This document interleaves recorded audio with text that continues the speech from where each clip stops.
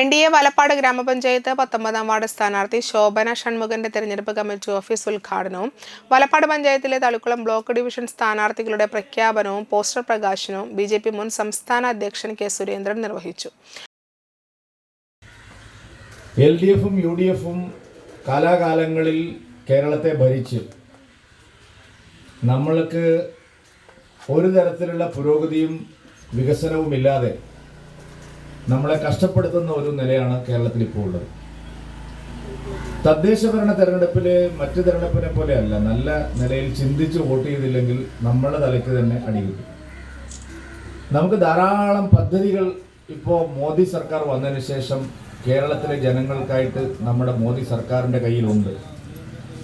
അതിൽ കേന്ദ്രം നേരിട്ട് നൽകുന്ന എല്ലാ പദ്ധതികളും നമുക്ക് ശരിയായി കിട്ടുന്നുണ്ട്. ഇപ്പോൾ പാവപ്പെട്ടവർക്ക് അരി സൗജന്യമായി കിട്ടുന്നത് സെൻട്രൽ ഗവൺമെൻറ് നേരിട്ട് റേഷൻ കടകൾ വഴി വിതരണം ചെയ്യാണ്. അവിടെ ഒരു തട്ടിപ്പുമില്ല, അവിടെ കൃത്യമായിട്ട് നമുക്ക് നമ്മുടെ അരി കിട്ടും.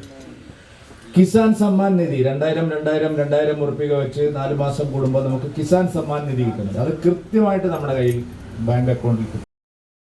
Kothakulam beach division Shine Nediyirippil, Kazhimbram division Devikananda K Dileep, Edamattam division Dhaneesh Madathiparambil എന്നിവരെയാണ് പ്രഖ്യാപിച്ചത്. മധുകുന്നത്ത് അധ്യക്ഷത വഹിച്ചു. ഗ്രാമപഞ്ചായത്ത് സ്ഥാനാർത്ഥികളായ PV ആനന്ദൻ, ഉമ്മർ പോക്കാക്കിലത്ത്, ജിതിൻ റാം വിയത്ത്, അരുൺ പണിക്കർ, NK ബീദിഹരൻ, രാജു വടക്കെട്ടി, സന്തോഷ് ഇരിങ്ങത്തുരുത്തി എന്നിവർ നേതൃത്വം നൽകി.